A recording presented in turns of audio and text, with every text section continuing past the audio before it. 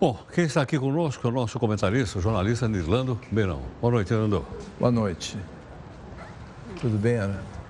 Como é que você avalia mais essa... Eu não tinha visto isso, eu vi hoje. Detalhadíssima. Detalhadíssima, 1%, 65%. É, 65, 35 e tal. E por acaso não foi pago, né? Por acaso, porque começou a Lava Jato. Eu fico imaginando, inclusive, por esses caminhos obscuros aí do propinoduto, se algum desse dinheiro chegou ao destino.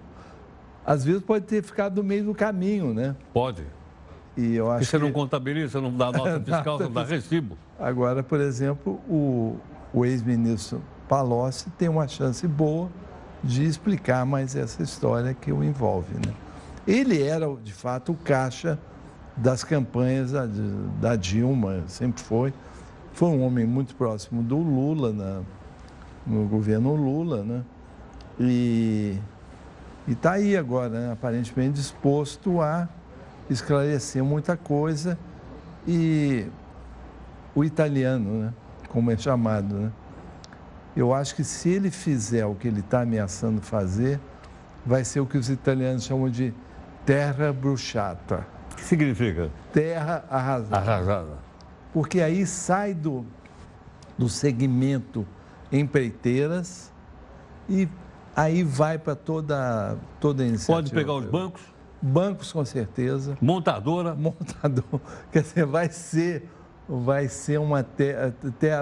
Porque eu acho que todos esse sistema eleitoral, esse sistema político de arrecadação por Caixa 2 e propina, eu acho que existia em todos os segmentos da economia brasileira.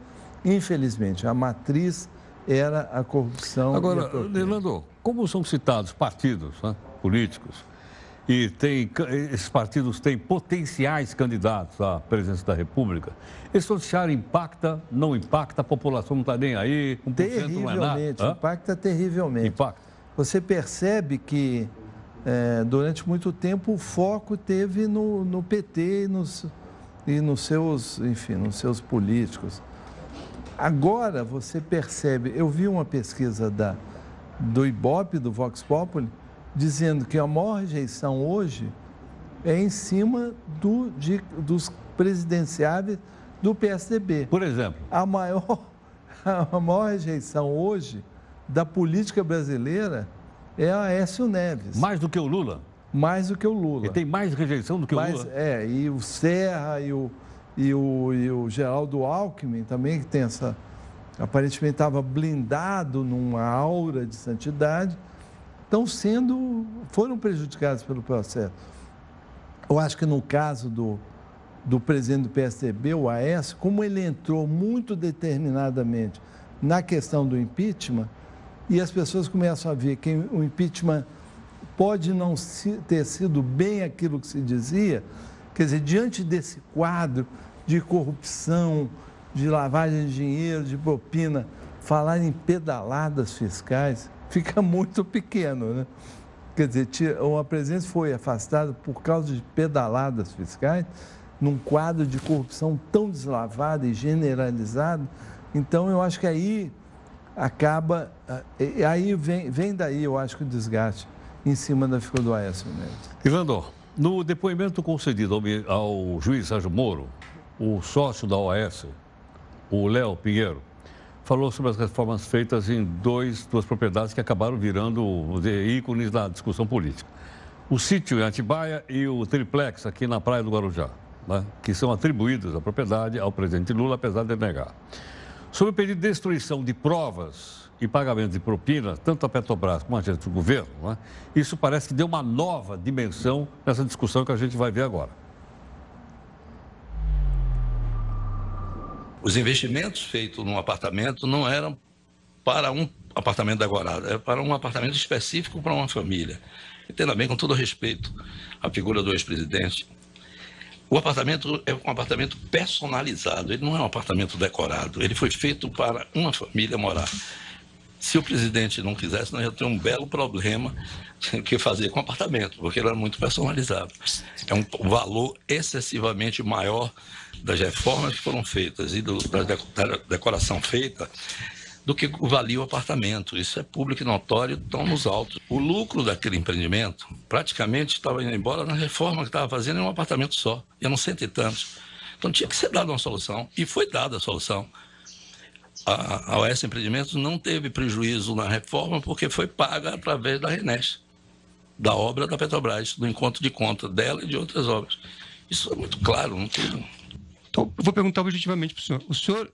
O senhor entende que o senhor deu a propriedade desse apartamento para o ex-presidente Lula? O apartamento era do presidente Lula desde o dia que me passaram para estudar os empreendimentos da Bancop. Já foi me dito que era do presidente Lula e sua família. O senhor usou valores da Petrobras para fazer, provenientes da Petrobras para fazer alguma reforma nesse imóvel? Não. Eu usei valores de pagamento de propina para poder fazer um encontro de conta. Em vez de pagar X, paguei X menos despesas que entraram no encontro de contas. Eu tive um encontro com o presidente junho. Bom, isso tem anotado na minha agenda. São vários encontros, onde o presidente textualmente me fez a seguinte pergunta. Léo, eu notei que ele estava até um pouco irritado. Léo, você fez algum pagamento a João Vacari no exterior?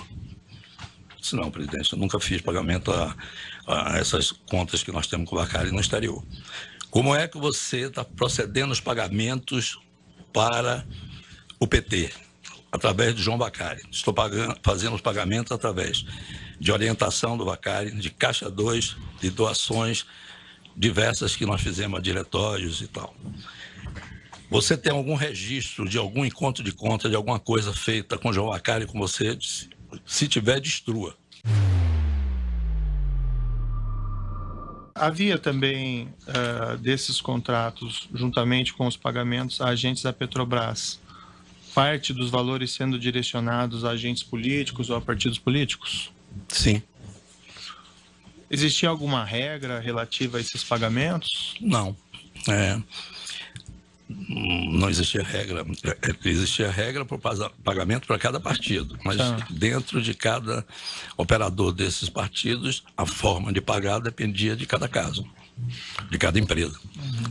O senhor Paulo Roberto Costa, até depondo nesse mesmo processo, e também naquele, mencionou que havia uma espécie de percentual de pagamento de vantagem de vida de 1%, que seria dividido entre agentes da Petrobras e agentes políticos. Havia isso mesmo? Havia. Fernando, será que essas coisas todas, aquilo que foi mostrado, né, toma uma dimensão maior com essa declaração? Obviamente que precisa ser comprovado se o que ele falou é verdade ou não. Exato. Eu digo da destruição de provas.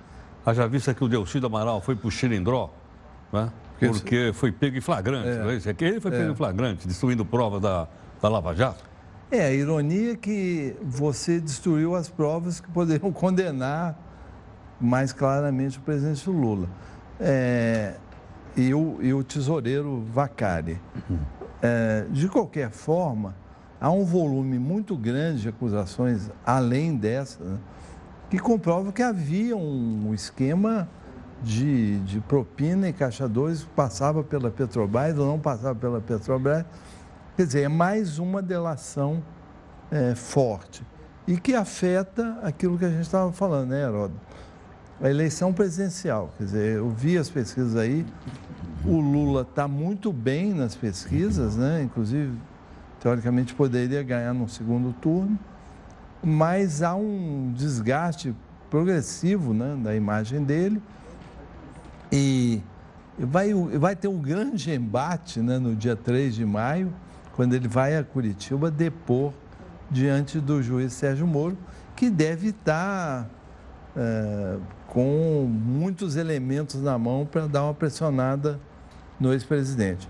De qualquer forma, fica claro que essa matriz de corrupção, de Caixa 2, de propina, ela era o que funcionava no jogo político brasileiro e que vinha funcionando há muitos anos, talvez há algumas décadas.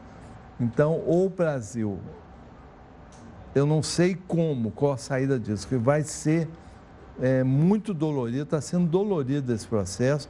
É bom que a gente tenha clareza também, né, Heródoto, que a turma que está delatando é uma turma de bandido. Sem dúvida. Eles são bandidos. Sem dúvida. Sabe? São delinquentes. Eles estão delatando para escapar da cadeia. Para escapar da cadeia. Então, não é que eles, de uma hora para outra, vão virar heróis nacionais.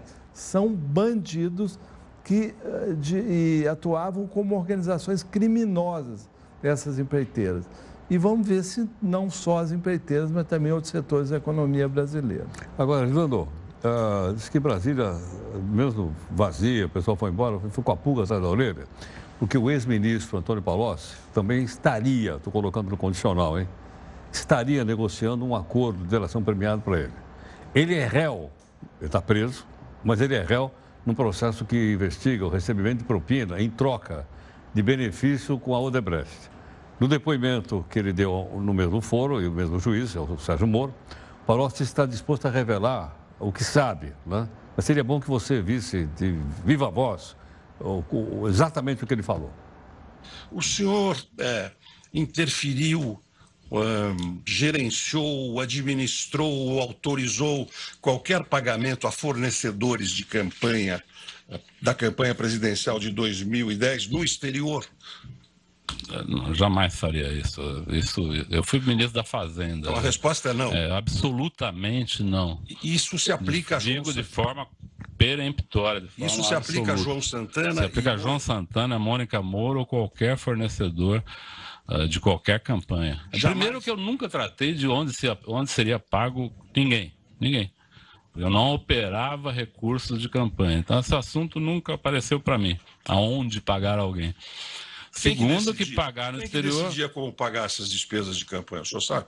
Normalmente era a empresa e o recebedor. Não sou alheio em tudo que fiz da minha vida pública, não deixei de cometer erros. Certo. Não deixei de cometer erros e procurei aqui dizer sobre essa questão de Caixa 2. Eu não me sinto em condições de falar o que todo mundo está falando, que nada existiu, tudo foi aprovado nos tribunais. Não. Todo mundo sabe que teve Caixa 2 em todas as campanhas. Então, eu não vou mentir sobre coisas... Mais alguma questão? Mas eu queria, então, portanto, concluir dizendo ao senhor que nunca pedi recursos para a empresa enquanto ministro. Certo. Nunca pedi recursos para sondas. Nunca, jamais. Aliás, não dá mais. A Sete Brasil é uma empresa privada. É propriedade de bancos. Não sei como um agente público poderia pedir apoio. Nunca pedi recursos fora do Brasil. E nunca pedi ou operei Caixa 2. Mas ouvi dizer que existia em todas as campanhas. Isso é um fato. Eu encerro aqui e fico à sua disposição. Hoje e em outros momentos, porque todos os nomes e situações que eu optei por não falar aqui, por sensibilidade da informação, estão à sua disposição o dia que o senhor quiser. E se o senhor estiver com a agenda muito ocupada, a pessoa que o senhor determinar, eu imediatamente apresento todos esses fatos com nomes, endereços, operações realizadas e coisas que vão ser certamente do interesse da Lava Jato, que realiza uma investigação de importância, e acredito que posso dar um caminho, talvez que ele vai lhe dar mais um ano de trabalho, mas é um trabalho que faz bem ao Brasil. Eu fiquei confuso com essa declaração. Primeiro, ele negou tudo. Não fui eu, não fui eu. Exato. Aí depois disso tem a agenda com o nome de todo mundo. Com o nome de todo mundo. Eu fiquei confuso com essa história. Ou não? Eu acho que ele respondeu em cima do questionário do interrogador, né? Mas de repente ele falou, olha, se for preciso eu entrego tudo. Deixou em suspenso. E até é engraçado isso. Vai levar mais um ano de trabalho para vocês. Vocês querem mesmo se meter? Eu acho que ele tem coisas para entregar, muita coisa para entregar, mas ele jogou a bola para a própria Lava Jato. Se vocês quiserem ter mais trabalho, vamos fuçar então tudo. E certamente é aquilo que a gente estava falando no início, né, Heródoto? Vai atingir outros setores que não só o setor das empreiteiras, das consultoras. Aí vem banco, vem montadora, vem todo mundo. que, no fundo, o Brasil operava no Caixa 2 e na propina, a política brasileira. E, infelizmente, é assim. E eu acho que o ministro Palocci tem o que dizer ainda muito. Agora, Nirlando, já se falava na possibilidade do Palocci fazer uma delação premiada, como ele falou aí no final. Mas não se fala de outros dois personagens. Não se fala do João Vacari, não. E não se fala do Zé Dirceu. Né? Que esses dois não fariam nenhum tipo de delação premiada. Mas o Palocci, eu não sei exatamente por que razão, talvez emocionais ou familiares, não sei. Né? Ou familiares, não sei, provavelmente. Ele estaria, então, disposto a fazer para ver se sai da cadeia também. Acho que o Zé Dirceu tem uma agenda política de guerrilheiro, ou ex-guerrilheiro. Quer dizer, ele continua combatendo um combate antigo. Ele continua acreditando naquilo que ele acreditava. Chegar ao poder a qualquer custo, a qualquer preço, e ele foi muito responsável por ter levado o PT para esse acordão da chamada governabilidade, que incluía todos esses fatos delituosos, né, infelizmente. Então, acho que a agenda do Zé Dirceu é outra. A agenda política, e o Palocci talvez ele tenha sofrido pessoalmente o peso de uma prisão, né? Que não é nada agradável. Agora, o Zé Dirceu já recebeu 2 condenações. Olha lá. Ele estava cumprindo a primeira pena, recebeu a segunda condenação, portanto já não era mais réu primário. Né? Já tinha. Era o personagem-chave do Mensalão. Já era do episódio anterior e continuou operando. E, enfim, ele tem lá uma ideologia de poder a qualquer preço, a qualquer custo. Bom, vamos falar um pouquinho daqui a pouco na eleição francesa, que aliás foi para isso que nós convidamos você para vir aqui. Vamos lá. Mas aí aproveitamos para pegar você também para fazer os comentários aí em cima da sua nota, porque as pessoas precisam entender melhor, precisam pensar a respeito do que ouviu, fazer seu próprio julgamento em cima de um documento, né? Porque isso é um documento. Eu vim aqui defender o Faísca também, né? Olha, ontem você viu aqui um dos candidatos, eu não me lembro exatamente qual, usou uma figura de, como eu disse agora, holografia. Ele estava num lugar e apareceu em 18 lugares simultaneamente. E ele mesmo fez uma brincadeira, quando ele fazia assim, ele sumia e voltava. Né? Quer dizer, uma coisa incrível. É possível até que na próxima eleição, aqui para a presidência da República, não, vai ser o ano que vem, né? Os candidatos também lancem mão de holografia. Está num lugar só e aparece em outros. Foi realmente uma experiência, eu nunca tinha visto isso. Né? Até nós brincamos com aquela holografia que apareceu no filme Guerra das Estrelas, não é isso ou não? Mas aí a gente está falando agora de uma utilização de uma nova tecnologia para conquistar votos do eleitorado. Nirlando, pensando um pouco então na França. Esse atentado que ocorreu recentemente na Avenida... Eu falo Campos Elíseos, você fala Champs-Élysées. Campos Elíseos, digamos. Tá certo ou não? Isso chegou a fortalecer, por exemplo, a candidata Le Pen, que diz o seguinte, entre outras coisas, se ela for eleita, ela vai mandar fechar as mesquitas dos radicais. Acaba todo. Eu acho que o efeito poderia ser maior. Heródoto, é difícil entender a lógica de um atentado terrorista islâmico que vai levar água ao moinho do seu grande adversário. Quer dizer, qual a lógica de você fazer uma maluquice dessas, uma brutalidade dessas, que vai certamente favorecer o seu grande inimigo, que é o caso da Marine Le Pen. Aparentemente, os franceses não entraram no surto emocional do ódio ao Islã. Porque, inclusive, o atentado, embora apareça lá um certo documento e que o Estado Islâmico reivindique, foi praticado por um delinquente comum, que é um desclassificado social, que está sendo processado 4 vezes, teve uma condenação de 15 anos por ataque. Então, é difícil caracterizar como um atentado organizado por uma organização terrorista, que seria o Estado Islâmico. De qualquer forma, o efeito imediato foi que cresceu um pouco a intenção de voto, um ponto, a intenção de voto para Marine Le Pen. Eu não acredito que até domingo vai haver uma grande mudança. O páreo está muito igual, quer dizer, o líder da pesquisa não é ela, é o Macron, o Emmanuel Macron, que é o candidato mais fotogênico, 39 anos, com a cara nova. Partido Novo, embora tenha... isso é um fenômeno interessante que está acontecendo na eleição francesa. Qual é o fenômeno? Os partidos, muito partido novo. Mas a França sempre teve aqueles partidos tradicionais que influenciaram o mundo inteiro. O Partido Socialista... O Partido Socialista ainda existe, é um partido do século XIX, que surgiu na Segunda Internacional. É o único que está lá. Depois do socialista, tem, surpreendentemente, o Front National, que já está aí desde os anos 70. É da época do De Gaulle. Todos os outros são partidos novos, são dissidências de velhos partidos.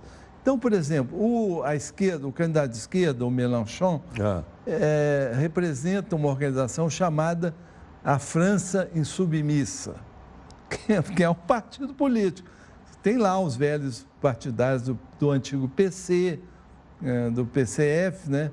E tem um pouco de uma esquerda não convencional. O En Marche do Macron, que é o líder da pesquisa, é um partido novo, também é uma dissidência do socialismo, né? Mais à direita um pouco. Então, o Fillon, o partido dele também é um partido novo, não é o velho partido do Sarkozy, não é. Então, isso acontece, também é um fenômeno que aconteceu na Itália, muito partido novo, mostrando que o eleitor não está se identificando com as velhas organizações. Agora, esse fenômeno é um fenômeno que acontece só na França, ou me parece que ele já apareceu também na Espanha? Na Espanha, na Itália, com Podemos, na Itália. Não é isso ou não? Na Grécia. Na Grécia. Quer dizer, é um fenômeno que... Começa a aparecer na Alemanha, né? Tem vários partidos novos também, comendo ali os tradicionais pelas beiradas, né? Então, é um fenômeno de... Esse fenômeno vai bater em águas brasileiras ou não? Eu acho que sim, viu? Vai? De partidos novos? Eu acho que sim. Porque eu acho que o desgaste dos partidos brasileiros tradicionais é tão grande hoje que a ideia da reconstrução partidária, de cismas, de cisões com os partidos tradicionais, é muito evidente e é uma coisa que já pode acontecer, eu acho que na próxima eleição presidencial. É um fenômeno mundial. Na França, a política tem demonstrado um certo dinamismo importante, tanto que, por exemplo, o Sarkozy foi eleito em 2007. Certo. Perdeu a eleição em 2012. O Hollande ganhou a eleição em 2012. Nem vai concorrer. Nem se arrisca. Nem se arrisca. Porque está havendo uma renovação. Esse desencanto, a desilusão, tem levado a que apareçam caras novas e propostas novas. Tanto que eu acho que continuo achando que esse Emmanuel Macron, que é um sujeito de centro, que é um liberal, mas que tem uma posição importante em relação à imigração, que ele não quer expulsar imigrantes, ao contrário do campo à direita, da Marine Le Pen e do próprio Fillon. Ele não quer expulsar imigrantes nenhum, não quer criar barreiras contra a imigração. Agora, deixa eu te perguntar, o resultado dessa eleição francesa vai ser importante também para a União Europeia, como foi na Holanda, que aquele candidato Bolsonaro holandês foi derrotado, não? Muito, porque ganhando Macron, evidentemente que ele vai manter a estrutura, a relação com a comunidade europeia. O Fillon, que é uma vitória mais improvável, também manteria. O Mélenchon, que é o candidato mais à esquerda, critica a União Europeia pelas medidas de austeridade econômica. Não está criticando o bloco político, está criticando algumas medidas de austeridade e a filiação da Europa à OTAN, à NATO. quer dizer, aos americanos. Então, é uma outra coisa. Só a Marine Le Pen é que iria realmente fazer o Brexit, ou o Frexit, tirar a França da comunidade. E é engraçado que eu vi uma declaração do Trump dizendo que ela já ganhou, depois desse atentado. Já decidiu e tal. Mas o Trump vota lá também, não? É uma grande autoridade em França, o presidente Donald Trump. Talvez ele saiba que na França se fala francês. Talvez ele saiba. Talvez ele saiba. É verdade. Bom, Orlando, obrigado então pela participação aqui. Né? Obrigado. Vamos ver, nós vamos ter desdobramento na semana que vem dos dois assuntos que você acabou de comentar. Vamos. O assunto interno aqui, que é ainda as desdobramentos da Lava Jato, e o resultado da eleição francesa. Que vai ter provavelmente segundo turno. E aí nós vamos ter que te chamar de novo aqui para você falar do segundo turno. Por favor, com muito prazer. Avec plaisir. Tá bom. Aliás, o Orlando, como vocês sabem, ele tem uma comenda do governo da França, que é Chevalier des Arts et des Lettres. Né? Ou seja, Cavaleiro das Artes e das Letras. São os únicos lugares que me levam a sério, além de você. A França e Minas Gerais. Pensei muito nisso hoje, porque eu tenho também uma comenda da Ordem da Inconfidência. Você tem também? Tem, mas aí eu sou mineiro, quer dizer, no mínimo Poxa, isso. Meu amigo, eu não estou sabendo que você tem comenda da Ordem do Tiradentes? Tiradentes. Quando eu crescer, eu quero ser igual ao Tiradentes, igual ao Orlando.